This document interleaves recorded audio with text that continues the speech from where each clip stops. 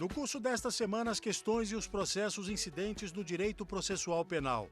Entenda o conceito, a natureza jurídica e as características das questões prejudicadas, preliminares e o princípio da suficiência da ação penal. As aulas são com a professora Carolina Carvalhal. Olá, pessoal. Eu sou a professora Carolina Carvalhal, professora de Direito Processual Penal, e hoje nós vamos falar sobre questões e processos incidentes. Questões essas que estão disciplinadas no Código de Processo Penal, do artigo 92 ao artigo 94.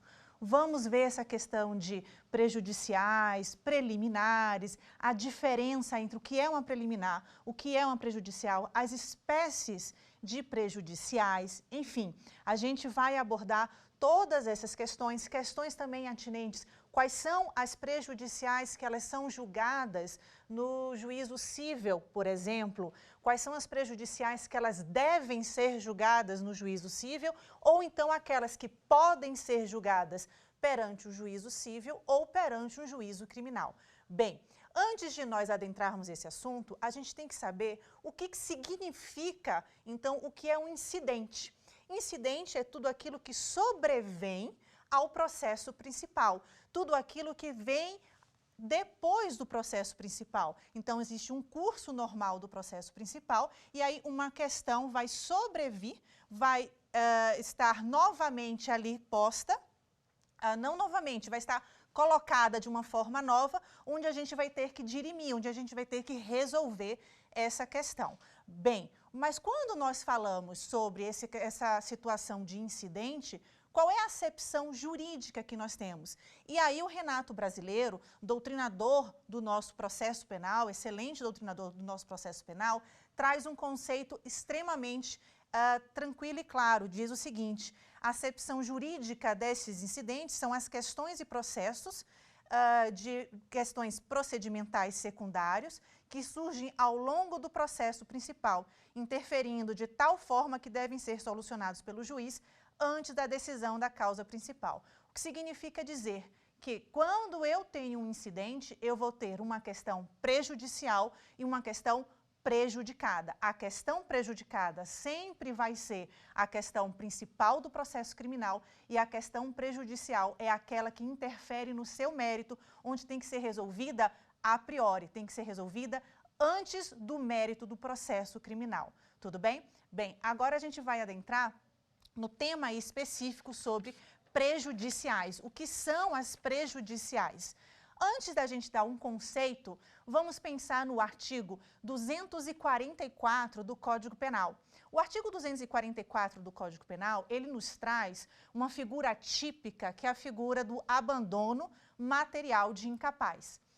Dentre todas as possibilidades do abandono material de incapaz, nós temos quando existe uma pensão alimentícia estipulada judicialmente para um menor de 18 anos de idade, e aquele responsável que deveria pagar essa pensão alimentícia deixa de pagar a pensão alimentícia. E aí ele não tem justa causa para deixar de pagar, para ficar inadimplente. Quando está retratada essa situação, o que ocorre? Eu tenho aqui a subsunção do fato à norma, o encaixe perfeito do fato à norma. Ele vai responder nos moldes do artigo 244, abandono material de incapaz. Ocorre que esta pessoa que está sendo acusada do artigo perante a prática do artigo 244, ela pode ter em sua defesa simplesmente o seguinte: ela pode dizer, olha, eu não sou pai, por exemplo, ou então eu não sou mãe deste menor. Eu vou contestar, eu estou contestando a questão da filiação. Então, eu não sou obrigado a pagar esta pensão alimentícia. Ora, se eu estou diante de uma situação onde eu vou primeiro analisar a questão da filiação, eu estou diante de uma prejudicial. Se eu digo que eu estou diante de uma prejudicial, eu tenho que analisar antes essa prejudicial, eu tenho que saber exatamente se aquela pessoa acusada da prática do artigo 244 do Código Penal, se ela realmente é um responsável legal, para pagar uma pensão alimentícia. Entenderam? Então, como é que eu vou resolver essa questão? Essa questão penal, ela vai ficar suspensa por hora, e aí eu vou resolver a questão civil, no que diz respeito à filiação, no que diz respeito aqui ao estado de pessoa, perante a um juízo cível. Então, quando eu tiver a decisão do juízo cível, necessariamente essa decisão vai afetar aqui o processo criminal. Então, digamos que na decisão do juízo cível, diga que exista uma negativa de paternidade. Aquela pessoa outrora acusada pela prática do artigo 244 do Código Penal, ela está sendo aqui, no juízo cível, tirando dela a responsabilidade de paternidade, porque tem uma negativa de paternidade. Bem, se ela tem no juízo cível essa decisão imediatamente vai influenciar no processo criminal de uma forma prejudicial. Por que de uma forma prejudicial? Ela vai descaracterizar a tipicidade da conduta deste acusado. Então, todas as prejudiciais, principalmente quando eu digo prejudiciais absolutas, e aguardem essa classificação, que a gente vai explicar sobre essa classificação mais à frente, ela vai atingir a tipicidade do crime. E aí vamos lembrar uma seguinte situação.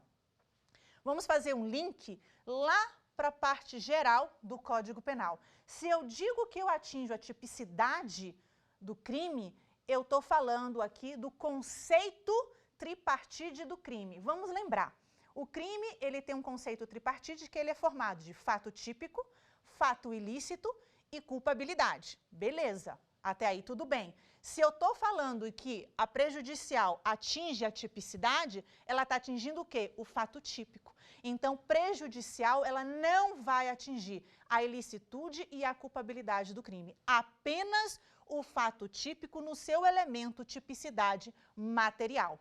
Beleza? Então, esse conceito primário sobre prejudicial tem que estar claro para que a gente consiga agora galgar outras questões sobre prejudiciais. Bem, falando ainda sobre essa questão de prejudicial, vamos dar um segundo exemplo.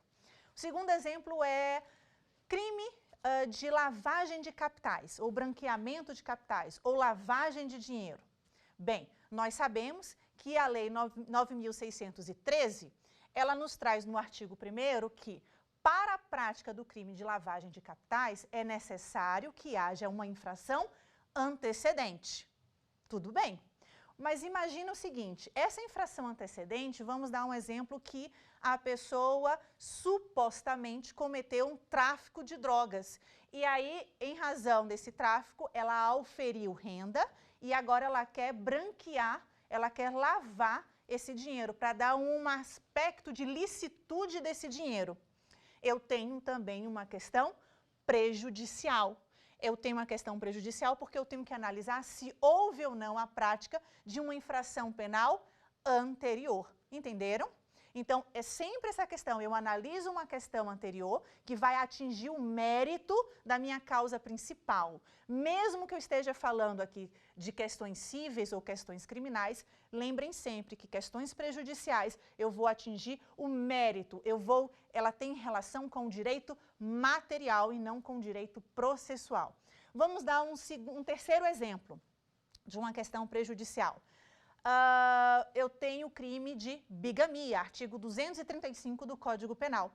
No crime do artigo 235, a elementar do tipo é contrair novo casamento. Então, é alguém que já é casado e vai contrair um novo casamento. Imagina aqui comigo, uma pessoa, vamos botar um sujeito, ele vai responder pelo artigo 235 do Código Penal. Ocorre que na justiça civil, no juízo civil, melhor dizendo, ele está anulando o primeiro casamento, por alguma razão.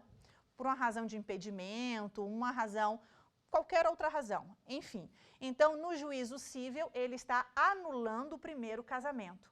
Percebam, se eu tenho aqui a anulação do primeiro casamento na esfera civil, esta decisão na esfera civil não irá afetar o direito material, não irá afetar a elementar do tipo prevista no artigo 235 do Código Penal? Claro que sim. Por quê? Porque para que haja o crime de bigamia, é necessário que o acusado por esse crime contraia novas núpcias, contraia novo casamento. Se aquela primeira núpcia foi anulada, se aquele primeiro casamento foi anulado, eu não tenho a elementar do tipo novo casamento. Então, com esses 3 exemplos que eu dei aqui para vocês, nós percebemos, chegamos à conclusão que as prejudiciais, elas podem versar sobre outro ramo do direito, por exemplo, um direito civil, direito de família, pode ser um direito tributário, como pode ser também o ramo do direito penal, que foi o caso de lavagem de dinheiro e o tráfico de drogas, que é a infração penal antecedente. Até aí, tudo bem, tudo ok. Bem, então falando sobre um conceito de prejudicial, vamos para um conceito doutrinário do Scaranzi Fernandes. Vamos lá. O que ele diz aqui? Prejudicial é a questão de valoração penal ou extrapenal que deve ser fundamentada antes do julgamento do mérito principal. Portanto, além de ser resolvida antes do mérito principal, está ligada a este, condicionando o conteúdo das decisões a eles referentes. O que significa dizer o que eu já repeti aqui. Sempre que eu tenho uma questão prejudicial, ela vai condicionar a decisão principal do processo criminal. Sempre. Eu tenho sempre uma condicionante aqui e sempre vai afetar a tipicidade. Uma observação que eu quero fazer com vocês é o seguinte: se a questão prejudicial não atingir diretamente a tipicidade do crime que eu estou resolvendo no processo principal, ela não vai ser considerada uma prejudicial. Como assim, professora? Vamos lá. Eu tenho um roubo praticado contra ascendente. Nós sabemos que o roubo praticado contra ascendente, a situação de ser ascendente a vítima é uma agravante. Se é uma agravante, está prevista lá no artigo 61 do Código Penal. Sendo assim, a agravante vai ensejar na dosimetria da pena um agravamento da pena na segunda fase. Tudo bem.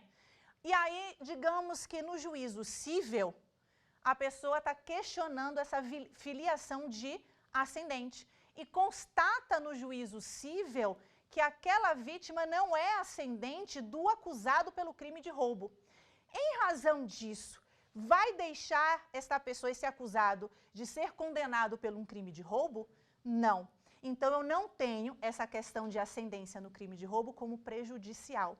Por quê, professora? Porque eu não estou atingindo elementar do tipo, eu não estou retirando a tipicidade do crime de roubo. O crime de roubo ele vai continuar acontecendo, subtrair para si ou para outrem, coisa alheia móvel, mediante violência ou grave ameaça. Vai continuar existindo. O que não vai existir é a agravante de que o roubo foi praticado em face de um ascendente. Entenderam? Então, quando eu tenho uma questão sendo dirimida num outro juízo, que vai influenciar no juízo criminal, mas não vai influenciar na tipicidade do crime, eu não tenho uma questão de prejudicial.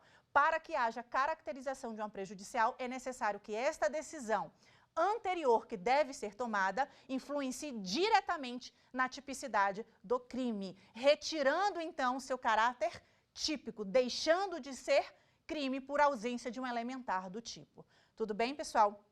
Então, fechando essa questão de conceito sobre o que vem a ser a prejudicial, nós passamos então para a configuração da nossa questão de natureza jurídica. Qual é a natureza jurídica, então, de uma prejudicial? Uma prejudicial, ela sempre tem um caráter de conexão. Ela vai ter um caráter de conexão ou com o juízo civil ou com o próprio juízo criminal. E aí nós vamos ver que no juízo criminal ela pode ter uma questão de conexão probatória, o que significa dizer uma conexão de provas.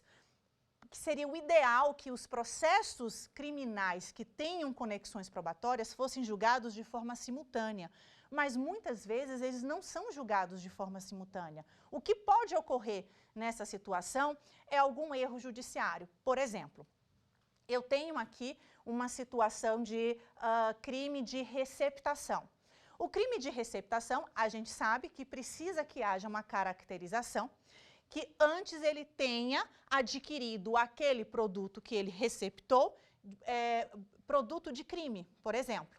Então, imagina o seguinte, aquele celular que ele está receptando foi oriundo de furto. E aí, eu tenho duas situações de crime, uma de furto, uma de receptação. Mas a questão de furto, por uma conexão probatória da questão da receptação, deveria estar sendo julgado no mesmo processo. Mas vamos supor que ela não seja julgada no mesmo processo. A questão do furto sequer ainda foi denunciado, porque para que haja receptação eu não tenho que ter a condenação definitiva do crime anterior. Até aí tudo bem. Então, imagina que eu estou sendo aqui condenada por uma receptação. Só que lá na frente eu fui absolvida pelo crime de furto.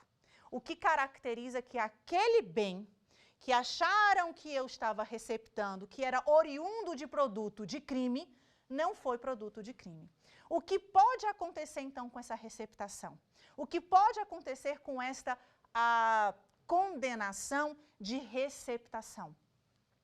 Vai ter que entrar com uma ação autônoma de impugnação, chamada de revisão criminal. Não existe outra forma. Então, a pessoa vai ter que pleitear uma absolvição por meio de uma ação autônoma de impugnação. Porque, percebam, se eu tenho a absolvição de um crime anterior, que poderia ensejar a receptação, mas não ensejou a receptação, porque agora eu estou tendo a absolvição, só por meio de uma revisão criminal. E aí a revisão criminal vai desconstituir aquela condenação por receptação. Entenderam? Então, é essa situação que a gente vai ter quando houver uma conexão probatória e os processos eles não forem julgados de forma simultânea.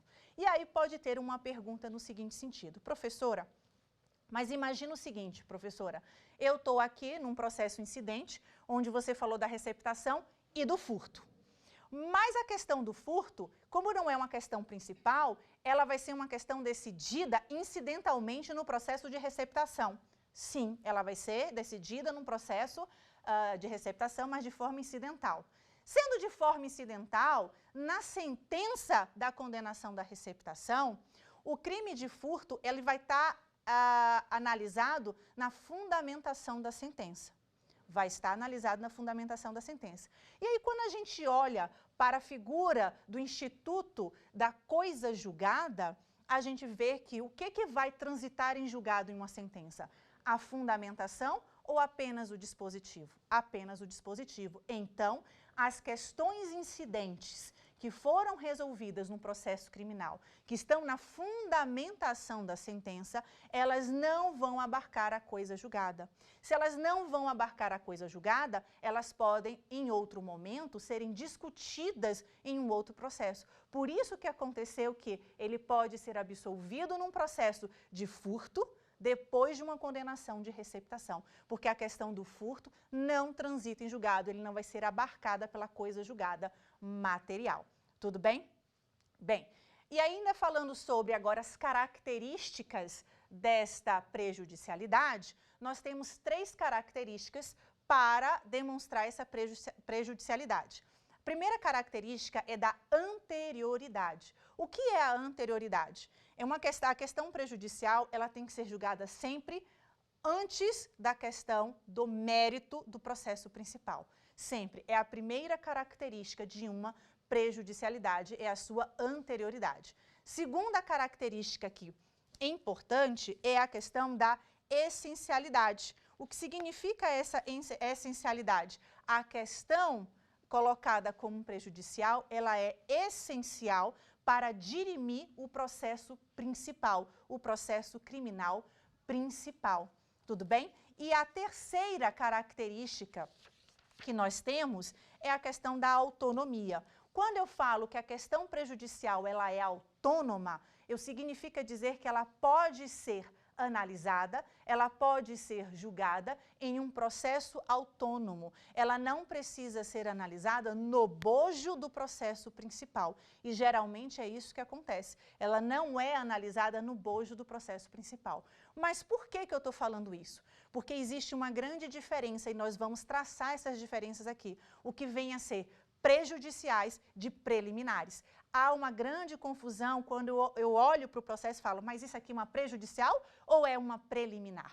Bem, quais são as diferenças entre prejudiciais e preliminares? Vamos lá fazer o nosso quadro aqui de diferenças. As prejudiciais, elas dizem respeito ao direito material. Todos esses exemplos que eu acabei de dar para vocês. A questão da lavagem de dinheiro, a questão da bigamia, a questão do abandono material de incapaz. Já as questões preliminares, elas dizem respeito ao direito processual. Então, ela vai atingir o processo e não o direito material, tá bom? A segunda e grande diferença entre as duas é essa questão da anterioridade. A prejudicial, ela está ligada sempre à existência de uma infração penal, mas a questão da das preliminares, elas estão sempre relacionadas a pressupostos processuais e condições da ação. Eu vou dar um exemplo aqui para vocês. Quando a gente fala de ações penais públicas condicionadas à representação. Imagina a seguinte situação, eu tenho uma ação penal pública condicionada à representação. Exemplo clássico, estupro, artigo 213 do Código Penal. Bem, se eu estou diante do artigo 213, eu preciso que a vítima represente para que o Ministério Público, que é titular da ação penal, ingresse com a denúncia. Se não houver esta representação no prazo decadencial de 6 meses, se a vítima não representa no prazo decadencial de 6 meses, o Ministério Público não poderá ingressar com a denúncia, porque vai faltar ao Ministério Público uma questão, uma preliminar. Preliminar de quê? A representação, ela vai caracterizar um pressuposto processual, uma condição de procedibilidade do processo. Então, se eu não tenho a representação da vítima em uma ação penal pública condicionada à representação, falta, então, uma condição de procedibilidade. Esta condição de procedibilidade é uma prejudicial ou é uma preliminar? É uma preliminar. Por quê? Porque ela está relacionada a questões processuais e não está relacionada a uma questão de direito material. Entenderam? Bem, outra coisa que a gente pode traçar como uma diferença bem gritante, assim, que dá para a gente analisar num processo como todo, é a questão da autonomia das prejudiciais e as dependências das preliminares. As questões prejudiciais, elas são autônomas porque elas vão ser dirimidas, elas podem ser dirimidas em um processo autônomo. As preliminares, não. Elas sempre vão ser dirimidas no bojo do processo principal, no bojo do processo criminal. Sempre assim. Se eu estou falando, por exemplo, de uma ilegitimidade de parte. Imaginemos o seguinte, uma ação penal privada, crime de dano. Crime de dano simples, crime de ação penal privada. Se é de crime de ação penal privada, quem é que entra com a ação penal? O querelante, a vítima. E aí, digamos que o querelante não entra no prazo decadencial de 6 meses, a partir do conhecimento da autoria, mas quem entra? O Ministério Público. Se o Ministério Público ingressar com esta ação de dano, vai ter uma ilegitimidade aqui de parte. Eu vou arguir essa ilegitimidade de parte onde? No bojo do processo criminal mesmo. Vai ser uma preliminar de ilegitimidade de parte, ou então o juiz não vai receber esta denúncia oferecida pelo Ministério Público, porque a parte é ilegítima para ingressar com ação penal. Entenderam? Então, essa seria a terceira grande diferença. A quarta e penúltima diferença entre uma prejudicial e uma preliminar é que a preliminar ela vai ser discutida no juízo criminal. Já a prejudicial, ela pode ser discutida no juízo cível ou no juízo criminal. Depende do tipo da prejudicial. Lembrem daquele exemplo que eu dei de abandono material de incapaz, e a pessoa está questionando, o acusado está questionando a filiação. Se ele questiona a filiação, ele só pode questionar no juízo cível, porque é uma questão obrigatória, de acordo com o artigo 92 do Código de Processo Penal. tá bom? E a quinta e última diferença entre o que vem a ser uma preliminar e o que vem a ser uma prejudicial é que a preliminar, ela vai sempre impedir o avançar do processo. A ilegitimidade de parte, a ausência de condição de procedibilidade, uma questão aqui, por exemplo, de suspeição. Agora, a questão prejudicial, ela não vai impedir o curso do processo, ela vai condicionar o curso do processo criminal. Então, a decisão de uma prejudicial condiciona a decisão do processo principal criminal que está sendo analisado. Bem, feitas essas diferenças, nós agora vamos passar para o nosso primeiro quiz. Vamos lá fazer o nosso primeiro quiz para descobrirmos aqui quais são as respostas corretas, ou qual é a resposta correta. Vamos lá para o nosso quiz. Vamos ver na tela qual é o quiz.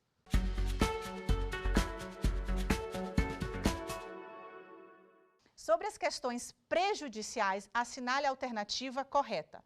Estão relacionadas ao direito material, assinale a alternativa correta, é uma só. Estão relacionadas ao direito processual, só podem ser objeto de análise do juízo penal, impedem as decisões sobre as questões principais. Bem, qual é a alternativa correta no que diz respeito às prejudiciais? Qual é a resposta correta que nós temos aqui? A resposta correta, então, vamos lá no nosso gabarito, é a letra A. Exatamente, elas estão relacionadas ao direito material. As demais assertivas, elas dizem respeito aqui às preliminares. As demais assertivas, quando ele fala que é uma questão de direito processual, que impede a análise do processo e ainda que fala do juízo penal, a questão do juízo penal ela estaria fora, apenas para as preliminares. Lembrando que as prejudiciais elas podem ser analisadas pelo juízo penal ou pelo juízo civil. Tá bom? Voltando agora, então, ao nosso conteúdo, vamos falar agora sobre a classificação destas prejudiciais. Bem, a classificação, a primeira classificação que eu vou falar para vocês é quanto à natureza. Ela pode ser uma questão prejudicial homogênea ou uma questão prejudicial heterogênea. O nome vai ajudar. Quando eu falo de uma questão prejudicial homogênea, eu estou dizendo que a questão prejudicial ela vai ser do mesmo ramo do direito do processo principal. O processo principal é criminal, então a questão prejudicial também vai ser criminal, vai ser penal. Exemplo, crime de lavagem de dinheiro. E aí, por que esse exemplo é uma questão homogênea, uma questão prejudicial homogênea? Porque para eu analisar se existiu uma infração penal anterior, é o mesmo ramo, tem que ser crime, tem que ser uma contravenção, enfim, tem que ser uma infração penal, mesmo ramo do direito. Agora, quando eu falo que a questão prejudicial ela é heterogênea, eu estou falando que a questão prejudicial ela vai ser dirimida em um outro juízo que não o do processo principal.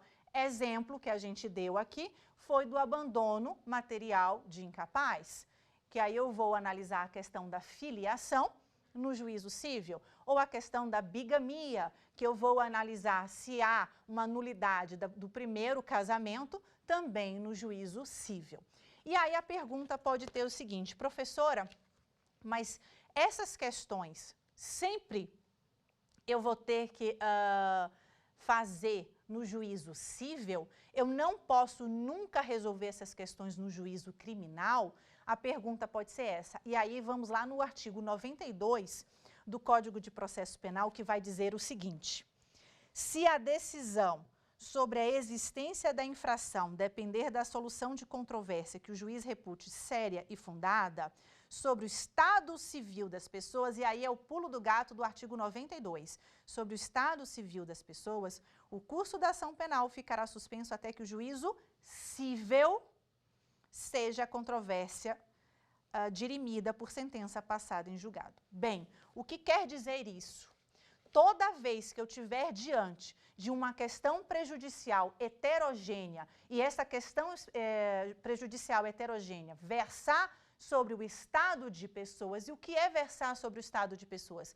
Falar sobre a idade, falar sobre a filiação, falar sobre a sua nacionalidade, Isso aí tudo é estado de pessoas. Necessariamente tem que ser no juízo cível.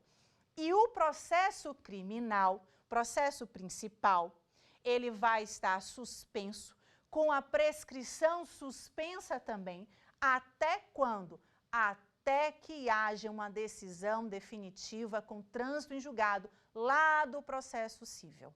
Então, toda vez que nós estivermos falando de questões prejudiciais, heterogêneas e agora uma outra classificação, obrigatórias, toda vez que eu estiver diante dessa espécie de prejudiciais, preciso que haja uma decisão com trânsito em julgado no juízo cível e o juízo criminal vai suspender a prescrição e suspender o processo. Cuidado! Suspensão da prescrição é diferente de interrupção da prescrição. Quando eu digo suspende a prescrição, eu suspendo até onde ela andou a prescrição. Quando ela volta, eu conto aquele período anterior, diferente da interrupção da prescrição, que o marco da prescrição é zerado. Então, muito cuidado com o instituto da suspensão da prescrição. Tudo bem? Outra classificação, então, que nós vamos ver agora é a questão da prejudicial quanto à sua competência. Ela pode ser uma prejudicial não devolutiva ou uma prejudicial devolutiva. O que seriam aqui uma não devolutiva? O nome vai ajudar. É quando eu não preciso devolver aquela prejudicialidade para um outro juízo que não seja o criminal. Ela vai ficar naquele mesmo juízo que é o juízo criminal. E uma devolutiva, ela vai ser encaminhada a um outro juízo. E aí, esta devolutiva, elas são sempre obrigatórias, porque está lá no artigo 92, é sempre quando versar sobre questões relacionadas a estado de pessoas. O artigo 93, ele vai dizer, em suma, que vai haver aqui também uma questão de prejudicialidade, mas ele vai retirar todas as hipóteses do artigo antecedente, do artigo 92. Então, o que ele quer dizer com o artigo 93? Pode ser que, na situação do artigo 93, haja uma prejudicialidade, mas essa prejudicialidade não vai versar sobre estado de pessoas. Quando eu estiver diante de uma prejudicialidade prevista no artigo 93, aí eu tenho uma outra consequência. Qual seria essa outra consequência? O processo criminal, o processo principal, ele vai ficar suspenso e a prescrição suspensa pelo período que o juízo criminal determinar, enquanto aquela causa está sendo versada, dirimida no juízo cível. Aí pode ter uma pergunta, ô professora, mas e se essa causa cível demorar muito e muito tempo, ultrapassar o período que o juízo criminal suspendeu o processo e a prescrição do processo principal, o que vai fazer?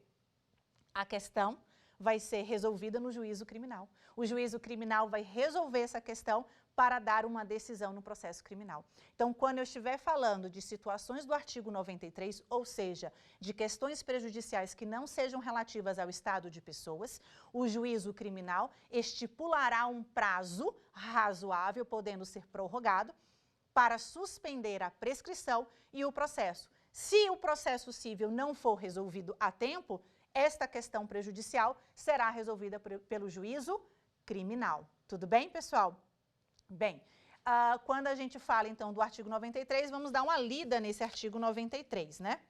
Diz o seguinte, se o reconhecimento da existência da infração penal depender de decisão sobre questão diversa, olha aí, questão diversa da prevista no artigo anterior, ou seja, o artigo 93 ele está retirando todas as questões afetas a relações de estado de pessoas, de competência do juízo cível, e se neste houver sido proposta ação para resolvê-la, o juiz criminal poderá, desde que essa questão seja de difícil solução e não verse sobre direito cuja prova a lei civil limite, suspender o curso do processo após inquirição de testemunha. Então, o artigo 93, ele coloca como prerrogativa do juízo criminal essa possibilidade dele suspender o prazo e a prescrição, o processo e a prescrição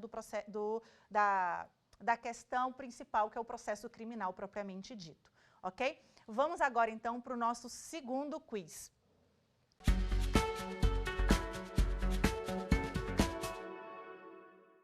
São características das questões prejudiciais, exceto. Então, a questão, ela quer dizer o que não é característica das questões prejudiciais. Anterioridade, essencialidade, autonomia ou dependência. Bem, qual destas assertivas não caracterizaria aqui uma prejudicialidade? Qual delas não teria essa característica aqui? Vamos lá na resposta, vamos na tela, para ver, é a letra D. Nós sabemos que as prejudiciais, elas são autônomas porque elas podem ser resolvidas em um processo autônomo e não no bojo do processo principal. Quem é que é resolvido no bojo do processo principal? As preliminares. As prejudiciais, não. Tá bom? Vamos voltar, então, à questão aqui sobre a competência. Então, nós vimos que as prejudiciais, elas podem ser devolutivas ou não devolutivas. E quanto à questão dos efeitos. Estes efeitos das questões prejudiciais, elas sempre vão acarretar o quê? A questão de quem vai apreciar esta questão prejudicial. A questão prejudicial obrigatória, ela vai ser apreciada por um juízo cível, e as não obrigatórias, elas podem ser apreciadas pelo juízo cível ou pelo juízo criminal, e aí elas seriam prejudiciais que a gente chama facultativas. Bem, quando ainda a gente está falando sobre as prejudiciais, nós temos aqui 4 sistemas para resolver essas prejudiciais. O primeiro sistema que a gente chama de sistema de cognição incidental. E o que diz esse sistema de cognição incidental? Diz que quem conhece a ação, conhece a exceção. Esse sistema vai dizer que não cabe a outro juízo, senão ao juízo competente do processo principal, dirimir toda e qualquer prejudicial. Tá? Então, esse sistema ele não vai aceitar que um juízo cível adote aqui, resolva uma questão preliminar do juízo criminal. Bem, o segundo sistema é o sistema da cognição da prejudicialidade obrigatória, que é o que a gente utiliza. Quando eu falo de uma prejudicialidade obrigatória, eu vou colocar para um juízo cível dirimir aquela questão. E aí, se eu tiver diante de uma prejudicialidade facultativa, ela pode ser ou juízo cível ou juízo criminal. E, por fim, aqui, que eu já adiantei, a prejudicialidade facultativa, que ela vai poder ser dirimida em qualquer um dos juízos. Lembrando sempre que, se eu estou diante de uma prejudicialidade facultativa, e ela está sendo dirimida no juízo cível, o juízo criminal suspendeu o prazo por um período que ele estipula, mas se ela não for dirimida neste prazo no juízo cível, pode o juízo criminal, então, resolver essa situação. Tudo bem? Bem, então, falando ainda sobre essas questões, a gente vai colocar agora quais são os pressupostos para nós entendermos melhor, para nós caracterizarmos essas prejudicialidades. Bem, quando eu falo de uma prejudicialidade devolutiva absoluta, o primeiro pressuposto é existência da infração. Eu preciso que tenha uma infração penal sendo praticada. Eu preciso que esta prejudicialidade, ela vá extinguir, ela vá retirar a elementar do tipo. Professora, mas o que é um elementar do tipo? Elementar do tipo é uma característica específica que eu preciso demonstrar para a caracterização do delito. Por exemplo, um crime de peculato e um crime de furto. Se eu sou servidora pública e, em razão do exercício que eu tenho no funcionalismo público, eu tenho uma facilidade de subtrair um bem. Digamos que eu subtraia esse bem.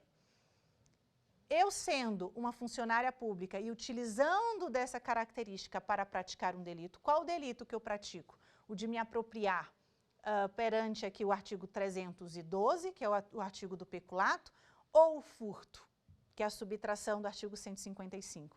eu vou utilizar o 312 porque eu tenho um elementar do tipo que é ser funcionário público. Então, é uma característica inerente ao tipo penal, que se eu retiro aquela característica, a conduta ela deixa de ser típica ou passa a ser uma outra figura típica. Tudo bem? Outro exemplo seria o exemplo do infanticídio e do homicídio. A elementar do tipo é que o agente que pratica o infanticídio tem uma característica de que a mulher tem que estar no estado puerperal. Então, quando ela está no estado puerperal e ela mata seu próprio filho recém-nascido, todas essas características são elementares do tipo, o que vai retirar a figura, então, do homicídio, ok? Então, quando eu falo de uma prejudicialidade absoluta, eu estou falando que ela vai retirar esta característica, esta elementar do tipo, necessariamente. Bigamia, eu tenho aqui como elementar do tipo novo casamento. Se eu tenho a questão do abandono material de incapaz, eu tenho como elementar do tipo a filiação. Eu preciso demonstrar essa questão de filiação. Tudo bem? Agora, qual seria o segundo pressuposto? Controvérsia séria e fundada. Se a controvérsia não for séria e fundada, o que significa dizer, se for uma controvérsia de fácil resolução, aí eu não falo de uma questão de prejudicialidade. Por quê? Porque se a parte coloca uma questão de prejudicialidade absoluta para ser resolvida no juízo cível, ela vai protelar a resolução de um processo criminal. E quando ela protela a resolução de um processo criminal, o juízo criminal, verificando essa situação, essa torpeza da parte, ele pode não reconhecer essa prejudicialidade e já julgar o mérito da causa sem esperar a decisão do juízo cível. E ainda, por fim, a questão, eu preciso de uma questão aqui extremamente, quando ele fala assim, fundada na situação de que ele não poderia não demonstrar a necessidade e a essencialidade dessa questão prejudicial. Tudo bem, pessoal? Agora, desculpem, sobre a questão agora das consequências do reconhecimento desta prejudicialidade, nós temos 3 consequências. A primeira consequência é, quando ele reconhece essa prejudicialidade, o que é que o juízo vai fazer? Ele vai inquirir logo as testemunhas do processo criminal e produzir as provas aqui urgentes. Por que que ele vai inquirir logo as testemunhas e produzir as provas urgentes? Porque no processo penal, nós temos a busca da verdade real.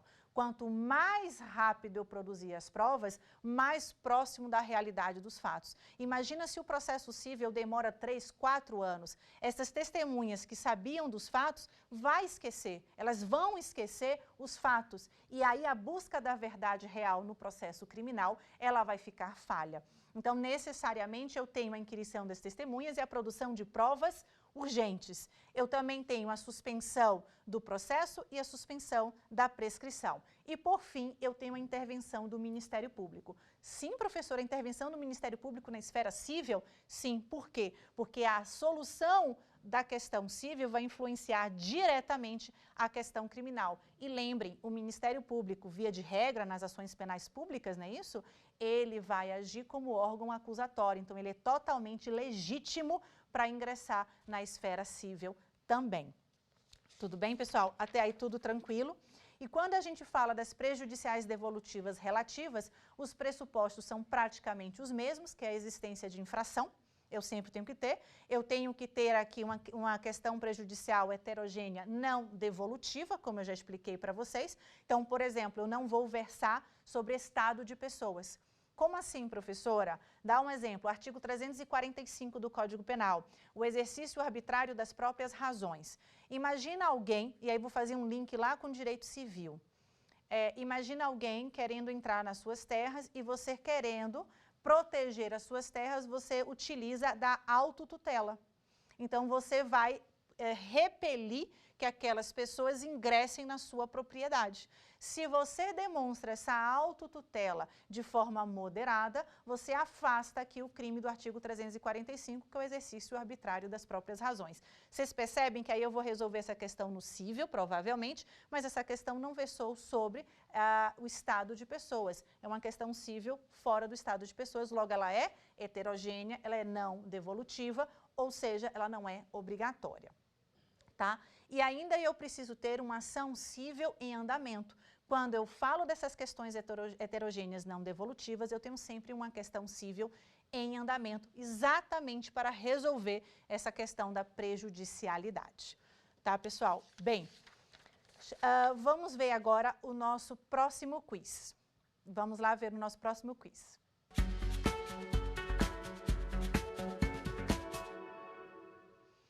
São pressupostos para reconhecimento de uma questão prejudicial devolutiva relativa, salvo. Então, ele está querendo o que não é. São pressupostos para reconhecimento de uma questão prejudicial devolutiva relativa, a existência da infração, a ação civil transitada em julgado, questão de difícil solução, a ausência de limitações quanto a provas fixadas pela lei civil. Então, o que eu estou falando aqui de uma questão devolutiva relativa? Qual é a resposta correta?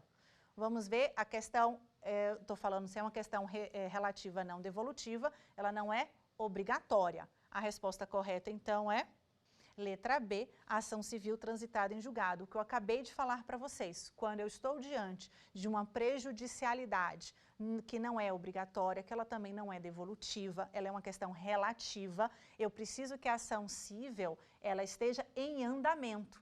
Se eu falo de trânsito em julgado, eu falo de uma prejudicialidade obrigatória, onde eu preciso trânsito em julgado da decisão cível, que ela vai influenciar diretamente na questão criminal, podendo até retirar a tipicidade quando eu afeto a elementar do tipo. Tudo bem? Bem, e aí para a gente seguir para o nosso final da nossa aula, vamos falar então agora sobre essa questão de ausência de limitação quanto à prova fixada na lei. Bem, quando eu falo de questões prejudiciais relativas, eu estou falando de questões prejudiciais em que o juízo cível ele vai poder dirimir ou juízo criminal. Mas suponhamos que eu estou resolvendo essa questão prejudicial numa esfera cível. E essa questão prejudicial, ela vai ter no juízo cível, em tese, uma limitação de prova. Como assim? Vamos lá. No direito processual penal, e no direito penal, a gente não tem a limitação de provas para a gente condenar ou para a gente absolver, salvo provas ilícitas e provas ilegais. Tudo bem? Se a gente tiver diante aqui de provas aceitas pelo direito, onde estas provas respeitaram o contraditório, respeitaram a ampla defesa, elas são aceitas. Até aí tudo bem. Mas no direito civil, a gente tem algumas limitações. Por exemplo, o Código Civil previu que os negócios jurídicos no valor de até 10 salários mínimos, as provas podem ser somente testemunhais. Então, eu tenho uma limitação quanto à produção de prova no juízo cível.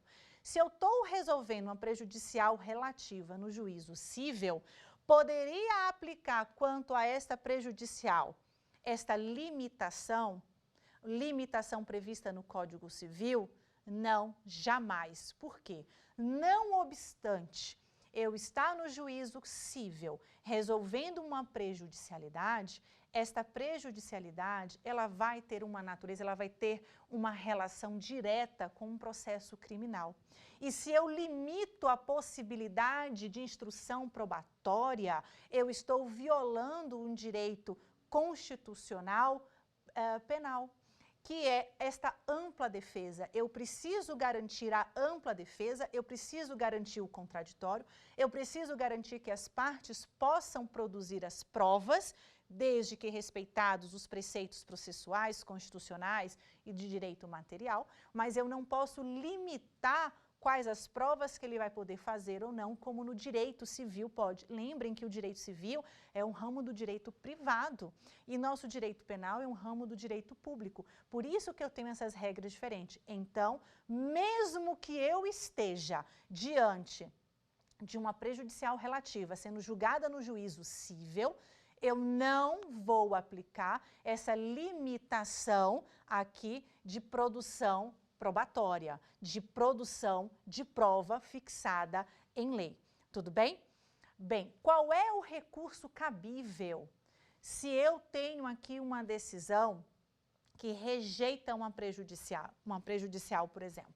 Qual é o recurso cabível? O recurso cabível é o recurso em sentido estrito, previsto lá no artigo 581. O artigo 581, inciso 16 do Código de Processo Penal. Lembrem que o artigo 581, que trouxe um rol das hipóteses de cabimento do recurso em sentido estrito, ele tem um rol taxativo.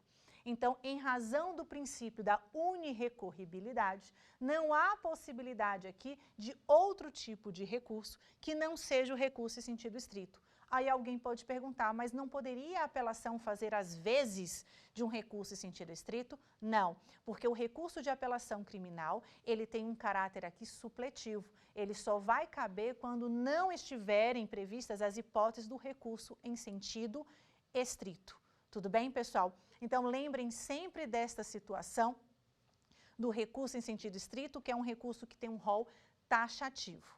Bem, e aí nós temos também que falar sobre a questão do princípio da suficiência da ação penal. O que é esse princípio da suficiência da ação penal? A ação penal, ela é suficiente para resolver toda e qualquer questão posta pelo juízo perante o juízo criminal.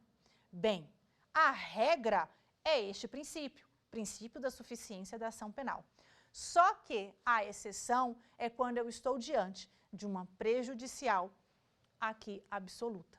Quando eu estou diante de uma prejudicial que ela tenha razões fundadas, que ela seja necessária, mas ela verse sobre questões relativas a pessoas.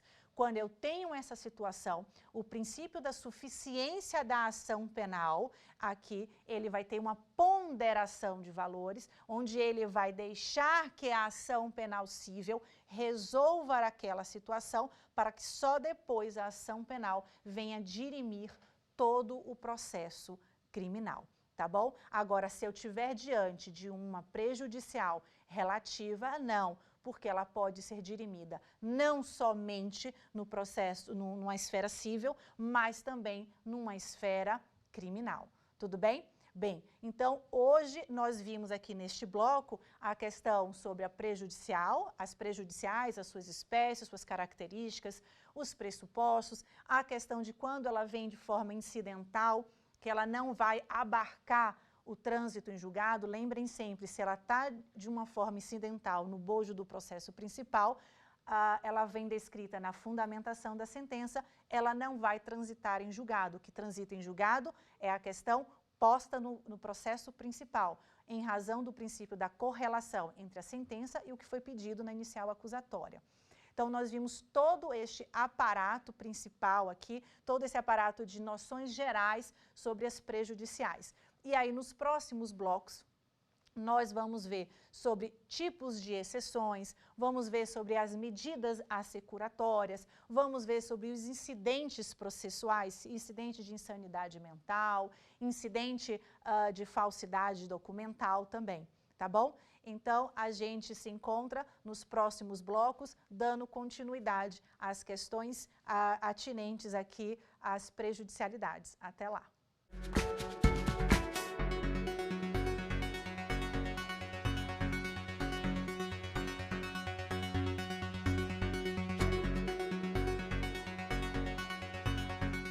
Quer dar uma sugestão de tema para os cursos do Saber Direito? Então mande um e-mail para a gente, saberdireito@stf.jus.br, ou entre em contato por WhatsApp. O número é esse que aparece na tela. Você também pode acompanhar as aulas pela internet. Acesse tvjustiça.jus.br ou nosso canal no YouTube, TV Justiça Oficial.